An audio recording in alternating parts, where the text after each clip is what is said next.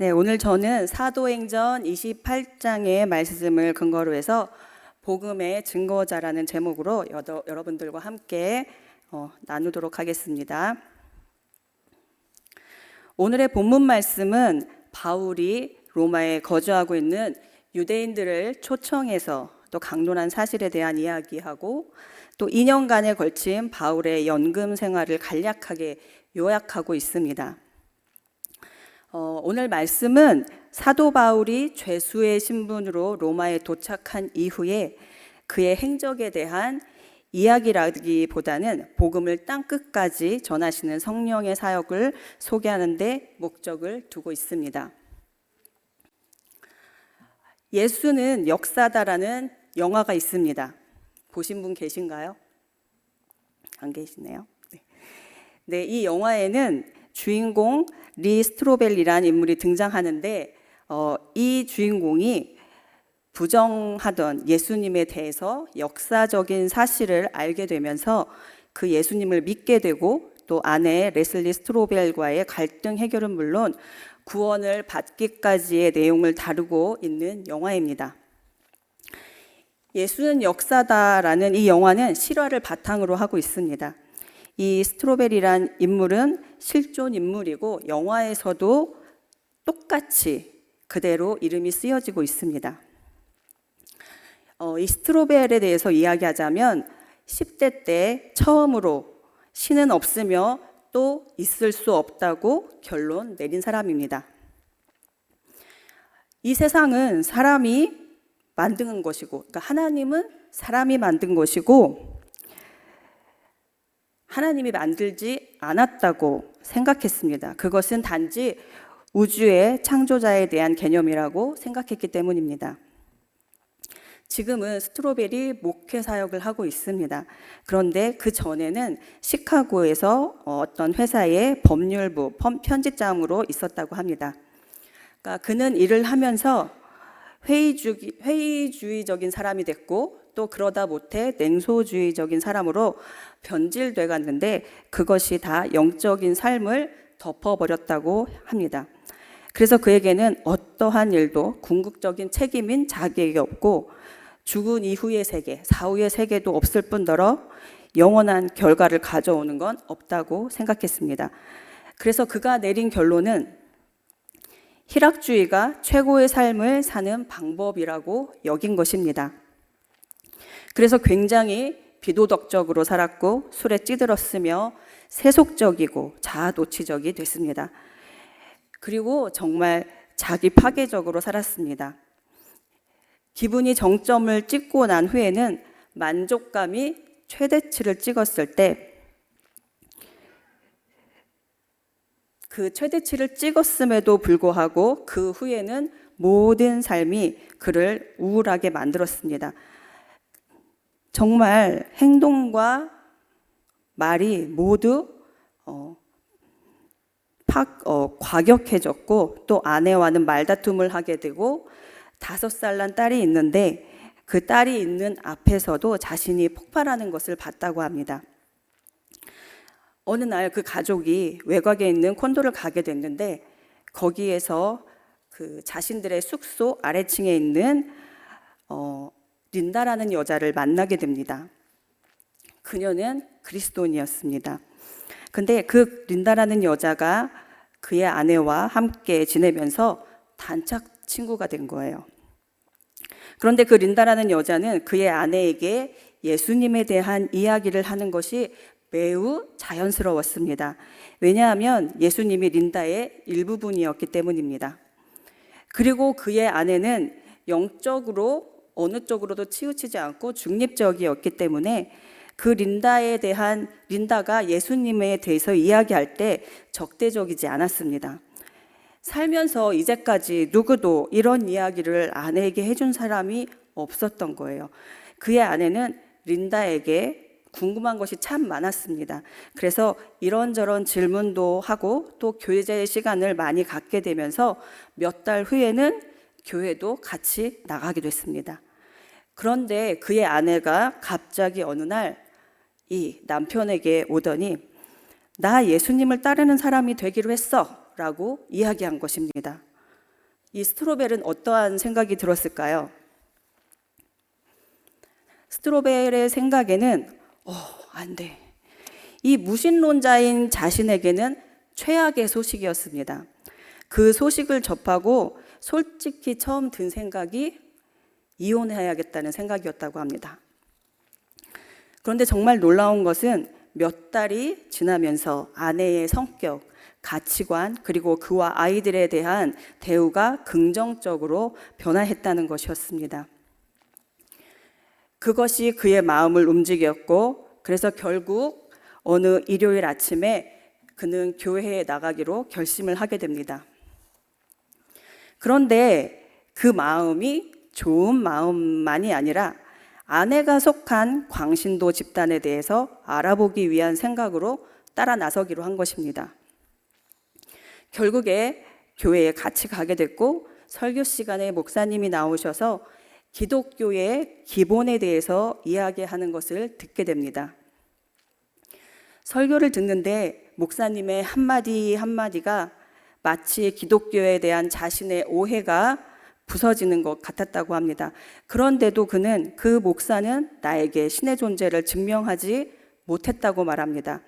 하지만 만약 이것이 진실이라면 내 삶에 엄청난 의미를 가져다 줄 것이라고 생각했습니다. 그래서 그는 그날 결심합니다. 자신이 받았던 법률 훈련, 저널리즘 훈련, 조사법, 그러니까 기자였기 때문에 이런 것들을 가지고 기독교와 세계의 다른 종교들의 어떠한 그 신뢰성이 있는가, 이것에 대해서 한번 조사해 보자라고 결심하게 됩니다. 참 일반적이지 않죠? 그렇게 결심하고 시작된 증거조사는 2년 가까이 이루어진 끝에 판가름이 났습니다. 조사를 시작하기 전에 스트로벨은 만약 기독교가 진실이고 세계의 모든 종교가 거짓이라고 확신하려면 그 문제에 대한 해답을 알고자 한다면 단 한 가지 질문에만 답하면 된다고 생각했습니다. 그 질문은 예수님이 죽음에서 살아 돌아왔느냐 아니냐 하는 것이었습니다. 그게 핵심이었습니다. 그가 2년 동안의 증거 조사를 마치고 깨달은 것은 자신이 무신론자를 유지하려면 그리스도인이 되는 것보다 더 큰 믿음이 필요하다는 것을 깨달았습니다. 그런데 이 스트로벨은 증거 조사가 끝나버린 후에 이게 다야? 라는 생각이 들면서 우울해졌다고 합니다. 때마침 그때 친구가 예전에 요한복음 1장 12절 말씀을 말해준 것이 기억났다고 합니다. 영접하는 자, 곧 그 이름을 믿는 자들에게는 하나님의 자녀가 되는 권세를 주셨으니. 그 순간 생각난 한 가지는 그 구절에서 키워드만 뽑아서 하나님의 자녀가 되는 것이 무엇을 뜻하는지 방정식을 세어보자 였습니다.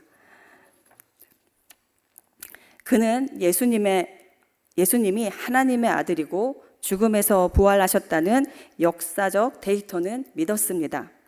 그런데 그걸로는 부족하다는 것을 깨달은 것입니다. 그는 영접해야 했습니다. 무엇을 영접합니까?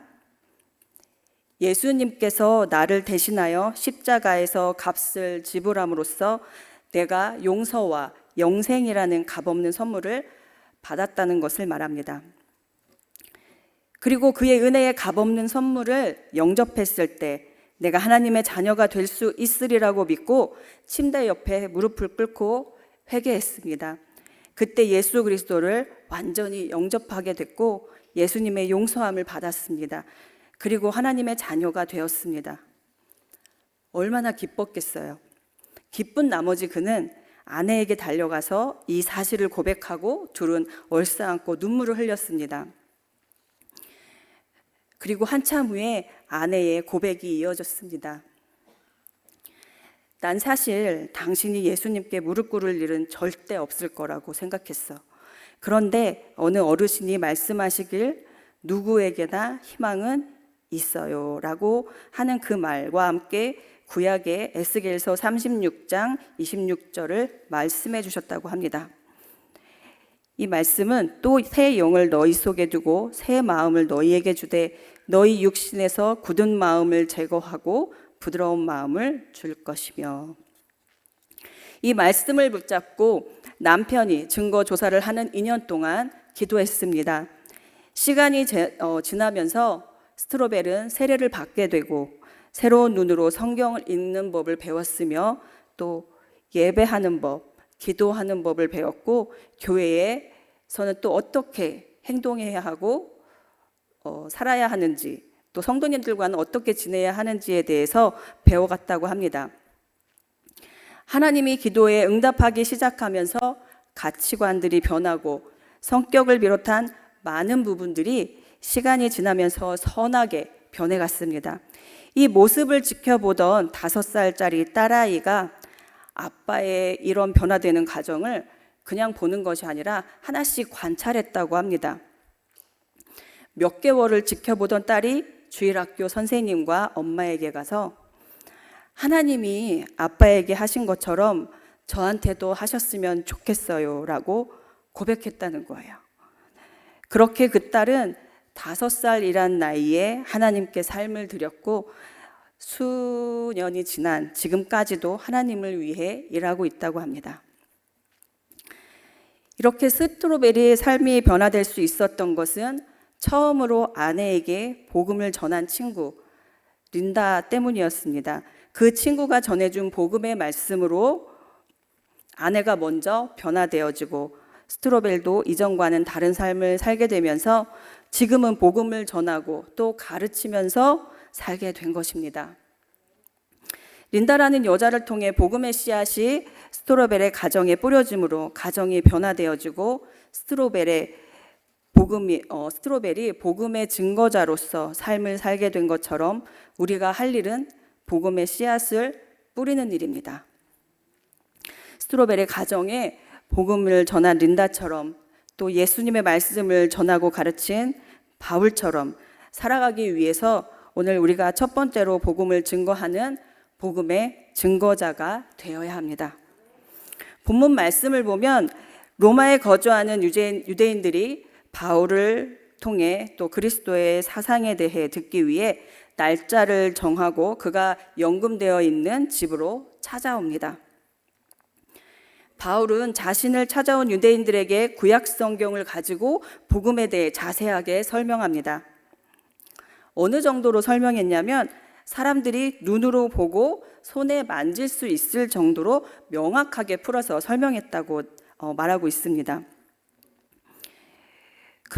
그런데 우리는 바울이 유대인들에게 얼마나 많은 내용들을 강론했는지는 알 수 없습니다. 하지만 누가의 기록으로 본다면 크게 2가지로 요약되어집니다. 먼저는 하나님 나라이고 그 다음은 예수님에 관한 이야기입니다. 우리가 복음을 전할 때 가장 핵심이 무엇이죠? 핵심은 예수님의 십자가 죽음과 부활을 통한 구원입니다. 복음서의 가르침은 물론이고 사도행전과 서신서들을 볼 때 바로 이것이 바로가 전한 복음의 중심 주제였습니다. 어떤 주제를 가지고 이야기를 하더라도 하나님 나라라는 복음의 핵심과 또 예수님의 구원을 위한 죽음과 부활의 의미에 대한 가르침이 우리는 중심이 되어야 합니다. 바울이 모진 풍파를 겪으면서도 이 핵심의 말씀을 전했듯이 우리도 누군가에게는 나아가서 전해야 합니다. 그렇다고 무턱대고 나가서 전할 수는 없으니까 우리가 먼저 준비되어져야 된다는 것입니다. 지금 이 자리에 교회 나온 지 오래된 분들도 계시고 나온 지 얼마 되지 않은 분들도 계십니다. 저처럼 모태신앙으로 계신 분들도 있고 몇십 년 동안 신앙생활을 한 분들이 많으신데 만약 여러분에게 믿지 않는 사람이 와서 예수님을 믿으라고 하는데 그 사람이 누구예요? 뭘 믿으면 되는 거예요? 어떻게 하면 되는 거예요? 라고 하는 질문을 여러분이 받는다면 그 질문에 대해서 아무런 막힘 없이 이야기할 수 있으시겠습니까?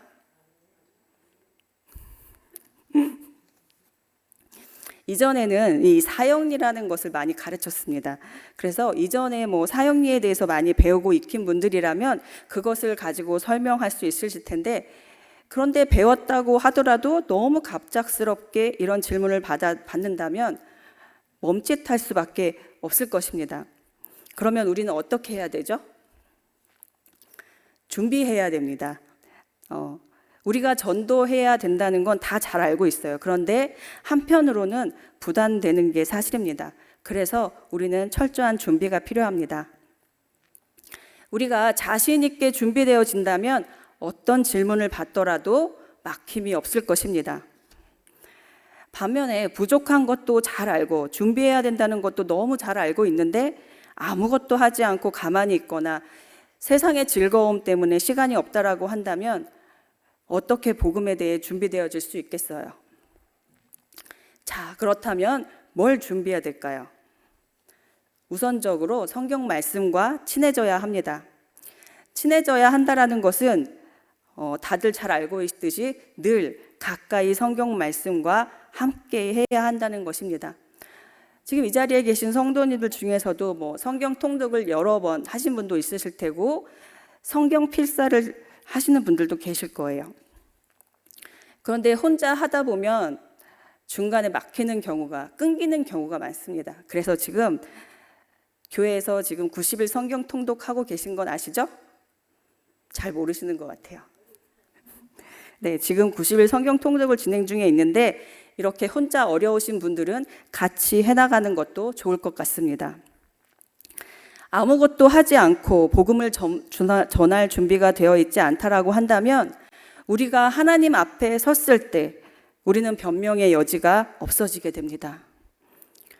어렵다고 생각하면 어렵지만 차근차근 조금씩 준비해 나가면서 복음을 전해야 합니다.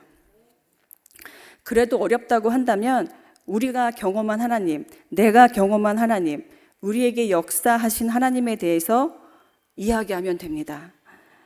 하나님께서 내 삶에 어떻게 역사하셨는지 말씀에 의지해서 복음을 전한다면 그것만큼 전달력 있는 것도 없을 것입니다. 경험한 것을 가지고 이야기하는 것은 그만큼 힘이 있습니다. 바울이 모진 풍파를 겪으면서도 복음을 전할 수 있었던 것은 부활하신 예수님을 직접 만났기 때문이에요. 예수님을 만난 후에 바울의 삶은 어땠습니까? 복음을 전하다가 매를 맞아도 옥에 갇혀도 예수님을 원망하지 않았습니다. 그 상황 중에서도 감사함으로 나아갔고 전적으로 예수님을 위한 생애를 살 수 있었습니다. 이렇게 사도 바울의 인생은 좀처럼 편한 적이 없었습니다. 사도행전 24장에서는 바울이 고발을 당하는 장면이 나옵니다. 유대인 변호사 더둘로라는 인물에 의해서 3가지의 죄목으로 고발당하게 됩니다. 첫 번째 죄목은 바울이 가는 곳마다 소요가 일어났다는 것입니다. 소요라는 것은 여러 사람이 모여서 폭행이나 협박 또는 파괴 행위를 함으로써 공공질서를 문란하게 하는 것을 말합니다. 바울이 전염병을 퍼뜨리는 악성 바이러스처럼 가는 곳마다 소요를 일으켜서 사회를 혼란하게 한다는 것이었습니다. 그 당시 로마 정부는 제국 내의 평화를 유지하는 제국 내의 평화를 가장 중요시하게 여겼기 때문에 충분히 자극이 되는 죄목이었습니다. 두 번째 죄목은 나사렛 이단의 괴수라는 이유였습니다. 나사렛 이단이라는 말만 놓고 보면 종교적인 문제인 것 같지만 실상은 바울을 반란죄로 고소한 것입니다. 유대인들이 바울을 나사렛 이단의 우두머리라고 불렀는데 이 나사렛 이단이란 말은 예수님을 따르는 사람들의 집단이기 때문에 바울이 나사렛 집단의 우두머리라는 것입니다. 그래서 사이비 집단처럼 여겨졌을 뿐만 아니라 그 이면에는 기독교에 대한 경멸과 조롱의 의미가 담겨져 있었어요. 그래서 이런 이단 종교가 번성하도록 내버려 둔다면 사회적으로 혼란만 가중된다고 총독에게 고발한 것입니다. 세 번째 종목은 죄목은 성전을 더럽혔다는 이유였습니다. 바울은 이미 예루살렘에 있을 때 유대인들로부터 성전을 더럽혔다는 오명을 쓰고 죽을 고생을 한 적이 있습니다. 유대인들이 바울이 에베소 사람 드로비모와 함께 시내에 있음을 보고 바울이 그를 성전에 데리고 들어간 줄로 오해한 것에서 비롯된 일이었습니다. 이렇게 유대인들의 거짓된 소문에 근거해서 성전 모독죄로 고발당한 것입니다. 이 더둘로 변호사는 이 세 가지의 죄목을 들어서 바울이 중범죄자임을 강조했습니다. 그렇다면 이런 고발을 당한 바울은 가만히 있었을까요? 어떻게 했을까요? 바울은 사실에 기초해서 논리정연하게 변론했습니다. 더둘로의 근거 없는 그 고발에 대한 제목에 대해서 일목요연하게 반박했습니다. 그 결과 총리였던 벨릭스의 마음을 움직이게 됩니다. 그래서 자신을 해하려는 유대인들의 음모는 다시 한번 무산됐습니다. 하나님께서는 바울을 로마 총독이 주관하는 재판장에 서게 하시고 바울로 하여금 변론하게 하심으로 더둘로와 대제사장 아나니아와 유대인들의 어리석음을 드러나게 하셨습니다. 그리고 로마 총독 벨릭스에게 당당하게 복음을 전하게 하셨습니다. 하나님은 어떤 환경을 통해서든지 복음을 전하게 하십니다. 바울처럼 우리가 경험한 예수님을 증거할 때 우리 안에 그 은혜의 감격이 있기 때문에 복음이 전달될 때 그 은혜의 감동이 흘러간다고 믿습니다. 그런데 이때 주의할 것이 있습니다. 내가 경험한 예수님을 증거할 때 나에게 이런 은혜의 감격이 있었으니까 상대방도 그럴 것이다라고 생각하는 것, 이런 착각은 버려야 한다는 것입니다.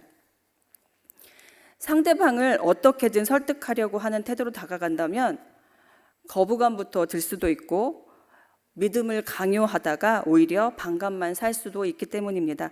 그래서 우리는 복음의 가치를 떨어뜨리는 말이나 행동들을 해서는 안 되겠습니다. 또 마치 구원자라도 되는 것처럼 복음을 듣는 자들을 말로 설득해서 구원에 이르게 해야 한다고 생각하는 것입니다. 그런 마음이라면 상대가 자신의 뜻대로 설득되지 않을 때 자괴감과 실망감에 빠지게 됩니다. 그러다 보면 복음을 전하는 일이 너무나 힘들어지게 됩니다. 그래서 우리가 할 일만 하면 되는 것입니다. 내가 만난 하나님을 자랑하고 복음을 전달하는 것, 여기까지가 우리가 할 일입니다. 우리가 할 일을 할 때 하나님께서는 우리를 통해서 큰 역사를 이루시는 것을 보게 될 것입니다. 스루벨의 가정에 복음을 전한 린다와 또 바울처럼 우리가 살아가기 위해서 두 번째로 복음을 증거할 때 복음은 듣는 자들의 몫임을 알아야 합니다. 26절에 보면 너희가 듣기는 들어도 도무지 깨닫지 못하며 보기는 보아도 도무지 알지 못하는도다 라고 말하고 있습니다. 이 말씀은 본래 이사야서 6장 9절을 인용한 말씀인데 그리스도의 복음을 믿지 않는 유대인들의 완악함을 나타낸 말씀입니다. 본래 이 구절은 이사야가 선지자로 소명받는 장면에서 언급된 말씀입니다. 거기서 하나님께서는 그에게 백성들로부터 호의적인 반응을 기대하지 말라고 주의를 주셨던 것입니다. 바울의 사역은 하나님의 권위로 임명된 것이었고 하나님을 경외하는 자들로 하여금 하나님께 돌아오도록 의도된 것이었지만 다른 측면으로는 귀먹은 사람으로 여전히 더 귀먹게 하는 것, 눈먼 사람으로 여전히 더 눈이 멀게 하는 일이었던 것입니다. 즉 동일한 말씀을 들어도 하나님을 경외하는 자들은 그 말씀을 받아들이지만 마음이 강팍하고 완악한 자들은 그 말씀을 무시한다는 것을 말합니다. 하나님께서는 그 구원을 이방인에게 보내셨는데 왜 이방인에게 보내셨을까요?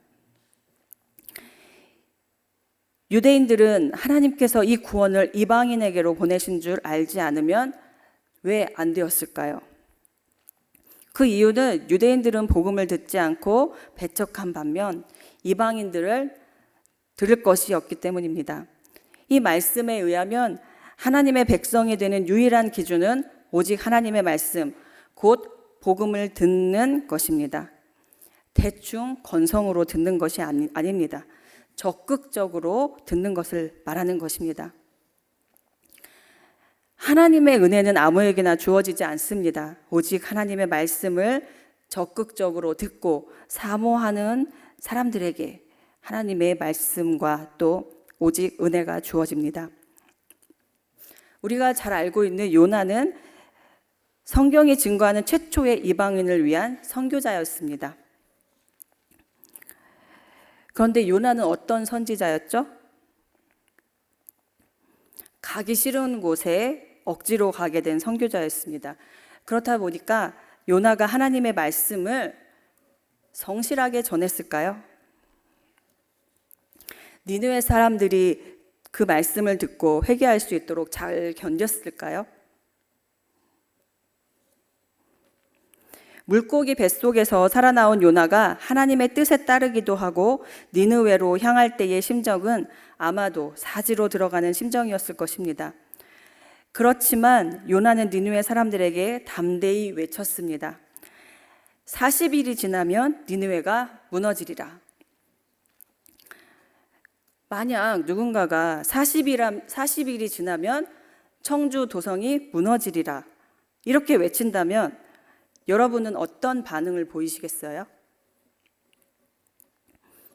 아무 반응이 없으신데요. 아마도 뭐라는 거야? 미친 거 아니야? 라고 대수롭지 않게 생각했을 것입니다.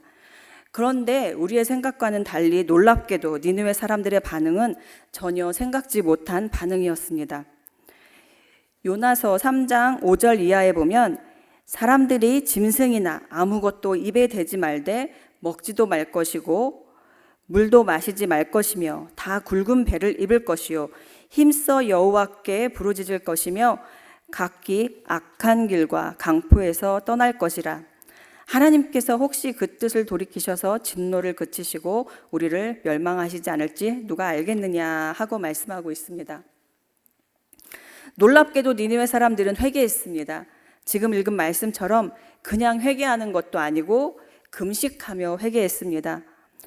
왕으로부터 어린아이와 노인은 물론 가축까지도 금식하며 회개했습니다. 어떻게 이럴 수가 있었을까요? 니느웨 사람들은 복음의 말씀을 그냥 흘려듣지 않았습니다. 소극적으로 듣지 않았고 매우 적극적으로 사모하는 마음으로 들었음을 말해줍니다.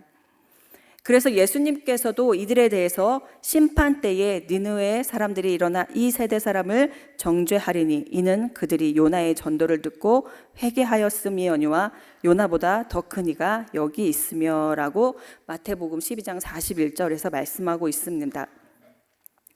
듣는다는 것은 참 어려운 일인 것 같습니다. 그냥 흘려들어도 안 되고 소극적으로 들어도 안 되고 진지하게 적극적으로 들어야 되고 무엇보다 사모하는 마음으로 들어야 구원의 은혜와 복음의 은혜가 듣는 자들의 것이 된다라는 것입니다.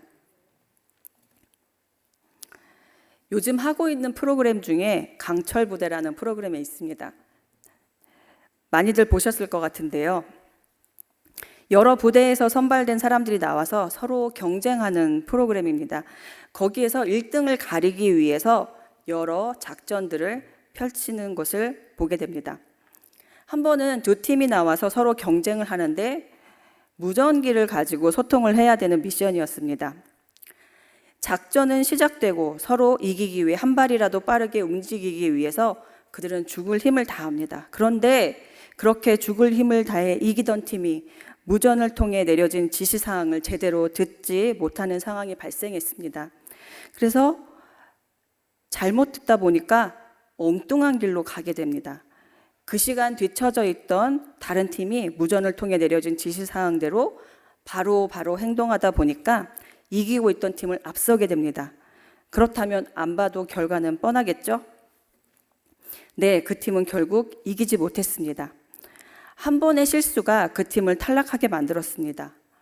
그 상황을 지켜보는 시청자 입장에서는 직접 무선으로 듣는 게 아니니까 왜 저 말을 못 알아들을까 하고 답답하고 의구심이 생겼지만 직접 무선을 통해 지시사항을 전달하고 확인하는 그 대원들은 얼마나 마음이 초조하고 답답했을까라는 생각이 들었습니다. 마음이 급해지니까 말도 빨라지고 호흡도 빨라지고 하면서 무전을 통해 들리는 소리를 제대로 듣지 못한 것이 큰 실수가 돼버린 것입니다. 그만큼 듣는 것이 어려운 일인 것 같습니다. 정확하게 제대로 듣기 위해 우리는 집중해야 되고 급한 마음에 흘려 듣지 않아야 합니다. 다시 말씀으로 돌아가서 사도행전 27장과 28장을 보면 바울이 죄수의 신분으로 결박당한 채 간수의 호의를 받으면서 배를 타고 로마로 향하게 되는 장면입니다. 로마로 향하는 가운데 바울은 더 이상의 행선을 중단해야 된다고 사람들에게 경고합니다.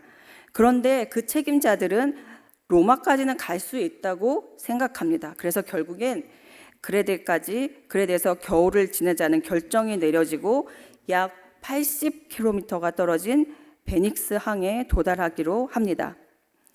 그런데 가는 도중에 갑자기 유라굴로라는 광풍을 만나게 됐고 이 광풍을 이겨내야만 하는 상황에 부딪혔습니다. 아마 그들은 죽음과 같은 공포감으로 인해 두려운 상태였을 것입니다. 무서운 파도와 거센 비바람으로 잠도 제대로 못 자고 짐들은 모두 바다에 내던져 버려진 상태라서 먹을 것도 하나 없는 상황이었습니다. 이 상황을 피할 수도 있었는데 왜 그러지 못했습니까? 바로 바울의 말을 제대로 듣지 않았기 때문입니다. 바울은 광풍 속에서 하나님의 음성을 듣게 됩니다. 바울아, 두려워 말라. 내가 가이사 앞에 서야 하겠고 또 하나님께서 너와 함께 행선하는 자를 다 내게 주셨다라고 말씀하십니다. 이 말씀을 들은 바울은 함께 행선했던 사람들 앞에서 하나님의 메시지를 전하면서 안심시켰습니다. 바울의 조심성과 또 신중함은 여행 동행자들 뿐만 아니라 또한 선원들의 생명까지도 구할 수 있게 됐습니다. 처음 로마로 향하는 배에서는 바울의 말을 듣지 않으므로 죽을 위기까지 갔는데 죽을 위기에서는 바울의 말을 듣고 행함으로 살 수 있게 되었습니다. 바울이 가는 곳마다 예수님의 십자가 죽음과 부활의 복음을 전함으로 생명의 바이러스를 퍼뜨리는 전염병이 된 것처럼 우리의 삶도 생명의 복음을 전하는 영향력 있는 삶을 살아야 할 줄 믿습니다. 말씀을 정리하겠습니다. 리오기 파라시오라는 사람이 있었습니다. 그 사람이 죽을 때 얼굴을 보니까 얼굴이 이상하게 일그러져 있어서 많은 사람이 많이 놀랐습니다.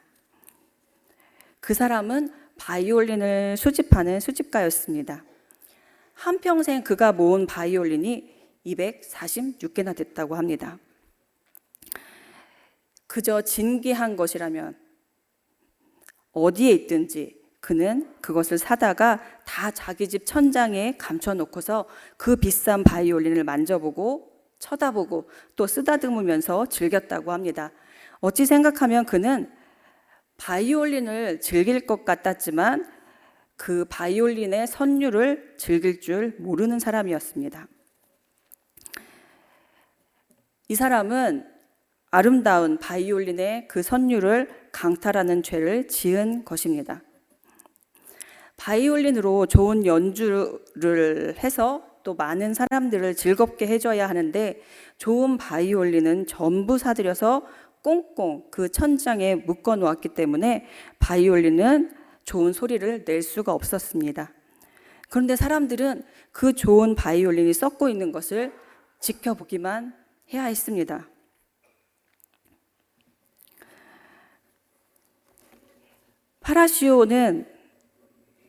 파라시오를 보면 바이올린을 수집해서 사람들에게 들려주지 않았어요. 그것은 은혜는 다른 쪽으로 생각해 보면 내가 받은 은혜에만 집중하고 있다라는 것입니다. 나만 좋으면 됐고 나만 은혜 받으면 된다라고 생각하는 것입니다. 그런데 우리는 그렇게 내가 받은 은혜만 가지고 있으면 되지 않습니다. 이 받은 은혜를 다른 사람들에게 나눠줘야 합니다. 그리고 우리가 복음의 증거자가 되기 위해서 우리는 아무것도 하지 않고 가만히 있으면 안 됩니다. 아무런 막힘 없이 담대히 복음을 전하기 위해서는 노력해야 합니다. 하나님의 말씀의 역사는 계속해서 이루어집니다. 택함을 받은 사람은 복음을 그대로 믿지만 택함을 받지 못한 사람은 믿을 수 없습니다. 그래서 우리는 세상 사람들의 마음을 자꾸 두드려야 합니다. 사람이 믿게 하는 것이 아니라 성령 하나님께서 믿게 하심을 믿고 끝까지 포기하지 말아야 합니다. 저와 성도님들 모두 예수님의 십자가 죽음과 부활의 구원을 통한 그 증거가 복음의 증거임을 믿고 우리는 복음의 증거자로서 그 삶을 온전히 살아가는 저와 여러분들 되시기를 간절히 바라겠습니다. 이 시간 함께 기도하시겠습니다. 오늘의 말씀처럼 우리가 복음의 증거자가 되어서 아직 믿지 못하는 자들을 하나님께로 또 구원하는 데 힘쓸 수 있도록 정말 우리의 복음의 증거자가 온전한 증거자가 될 수 있도록 해달라고 이 시간 주여 삼창하시고 함께 기도하시겠습니다. 주여